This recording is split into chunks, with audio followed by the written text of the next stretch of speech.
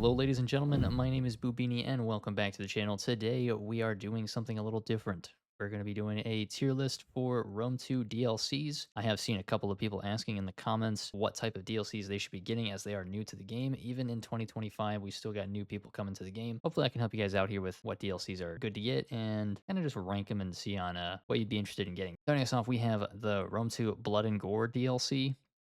Personally, I think this should literally be free. There's no reason for it to cost anything. And yeah, it goes without saying. It's like $3 US, but it should just be a part of the game. You're playing a strategy game. You're in the ancient world. Obviously, there's going to be blood and gore, right? Come on. Next up, we have the Black Sea Colonies. Now, Black Sea Colonies adds Pergamon, Colchis, as well as Samaria. Three factions that are not super great. The only one that's probably the worst is maybe Chimeria. They do get the best archers in the game, but pretty much everything else just kind of sucks. In terms of value for this is kind of a preference, but I would say this is, I wouldn't say it's like bad, but I wouldn't say it's super decent either. It's kind of like in the middle here. It's kind of in limbo because Chimeria overall is a really bad faction, but Colchis and Pergamon are pretty good. Like, they're decent. They're not horrible. They do have some unique units, but I'm just going to keep them here at decent. Next, we have the Beasts of War. Now, the Beasts of War unlocks, like, dogs, even some meme units like the Beehive Onager. But you do get, like, Camel Cataphracts for Parthia, which is a very good unit. You do get some mercenary Syrian armored elephants, I think, for the campaign. Swaby gets wolf warriors, and I think Sobek cultists are available to Egypt. Overall, I think this should be free. It's another $3 DLC for units that should probably just exist in the base game. There's really no reason for it to cost anything. If you do want this DLC, I do recommend it just because of the camel cataphracts, especially if you're going to be playing multiplayer. If you're going to be playing multiplayer only, this is a must buy for just the camel cataphracts alone. But in reality, I think it should just be free. Next up, we have Caesar and Gaul. Now, Caesar and Gaul is a campaign DLC where you'll have a different campaign other than the grand campaign. The campaign itself is really good, in my opinion. You do get to play as either Caesar trying to fight back and take over Gaul, or you get to play as one of the Gallic tribes or even Swaby and invading the land. And it's pretty cool. Overall, campaign's good. I do like it myself, but it also unlocks three factions specifically for you guys that like to play multiplayer or just more grand campaign factions. You get Nervii, Boii, and Galatia. Nervii is kind of decent. It's kind of a cycle chargy type of faction. It's a little more glass cannony, but Boii and Galatia are some of the best factions in the game for barbarians. So I do recommend getting this DLC. I do recommend it. It is a must buy, in my opinion. Next up, we have Daughters of Mars. Now, this essentially adds female units into the game, like gladiatresses to Rome, Lusitani swordswomen, Cimbri bow women, Gorgo skirmishers. Now, Cimbri bow women, they get added to Swaby. That is a pretty good addition for Swaby, actually, because they don't have any 150 range archers in the base game. So if you're playing multiplayer, yet again, if you're playing multiplayer, this is a must buy. But in my opinion, it's another thing that just should be free. Next up, we have the Desert Kingdoms. Now, this is another one of the faction-only type of DLCs. And I gotta say, out of all of the faction-only DLCs, this is probably one of the best, if not the best. You get Nabatea, Kush, Saba, and Misazeli. Each one of those factions is unique in their own way, have their own different types of playstyles. Misazeli is more of like a copy of Rome. You've got Kush, who have very strong Shotel infantry with a lot of armor piercing. You've got Saba, who has very strong camel cataphracts. Funny enough, they get camel cataphracts even without the Beasts of War DLC, I'm pretty sure. And then you have Nabatea, which is kind of like a Greek and Eastern faction combined. They've got hoplites, they've got swords, they've got good cavalry. Overall ranking, I would say this is a must buy. This is a must buy.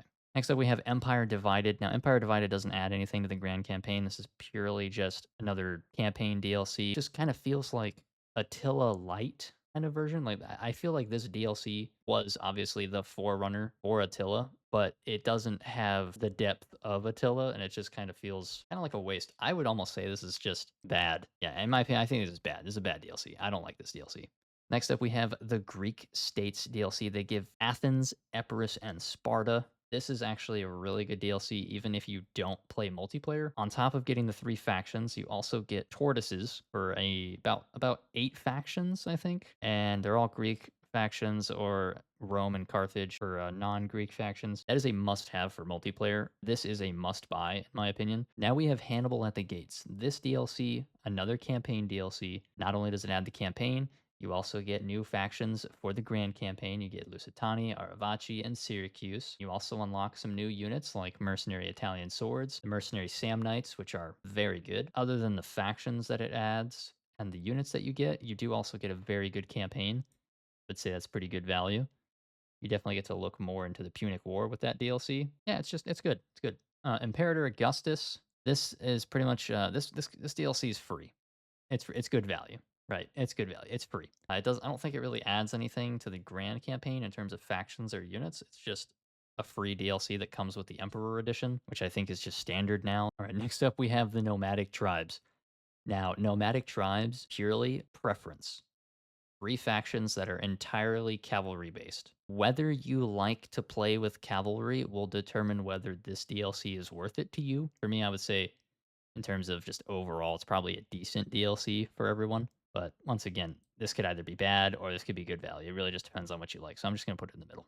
Next up, we have the Pirates and Raiders DLC. This unlocks RDI, Odrysian Kingdom, and Hylas. The factions themselves are not that bad. RDI is kind of decent. It's like really good hoplites with some supporting Theraeus units, but everything else on their roster is pretty garbage. Campaign wise, their campaign's kind of boring, but the faction and multiplayer is not that bad. Odrysian Kingdom, challenging campaign, kind of enjoyable if you like the challenge. Multiplayer, this faction's pretty much a meme because their entire roster is just shock troops with two-handed swords. They do have Thracian nobles, which I think are the strongest shock troop in the game. Kind of cool to run around with them, but other than that, kind of your preference. Then you get Tylus. Tylus is very, very good. They've got Tribal Warriors, which are one of the best mid tiers in the game. For multiplayer, that faction is probably one of the best for barbarians. For me, I would say this is a decent valued DLC just because RDI and Odrysian Kingdom are kind of lacking, but Tylus is really the only thing keeping this from being a bad DLC. All right, next up we have Rise of the Republic. Now, this is not going to add any factions. This is just one other campaign only DLC. This DLC, I'm just going to say this is a must buy. There are some people that have conflicting opinions, and that's totally fine. For me, I liked Rise of the Republic. It gave me an entirely new experience. I got to see the rise of Rome. And if you play as Rome, it's honestly a very hard campaign. You get to play on the Italian peninsula during the rise of Rome. You've got the Etruscans, you've got the Greeks in southern Italy. You've got Syracuse, you've got Carthage invading, you've got the barbarians in the north coming down. It's good. It's a fresh feel to Rome 2, especially releasing back in like 2018, 2019. After the game had been out for about 5 or 6 years, you finally got something new. I think Rise of the Republic came around with the Desert Kingdoms as well. Two DLCs that I think were very much needed to just kind of breathe some life back into the game, and it definitely did. And now we come to the last DLC, Wrath of Sparta. I don't have the words to describe how god awful this DLC is. I wouldn't even buy this DLC on sale. I did because I just wanted to have all the DLCs, but I would not buy this DLC. The only way this DLC is playable is if you have a revamping mod to just completely overhaul the campaign. Because, well, this takes you back to the war between Sparta and Athens in like 400 BC or something. And the entire campaign map is just hoplites, hoplites, hoplites, hoplites. Every single faction has an elite hoplite, mid-tier hoplite, crappy hoplite, javelin men, and really crappy cav. And the only one that has anything different are the Persians across the Aegean. Pretty much nothing going on in this campaign. This is the most grind fest campaign ever, and it is super boring. This is bad. Like, this is worse than bad, but it's bad. It's so bad, this should be free.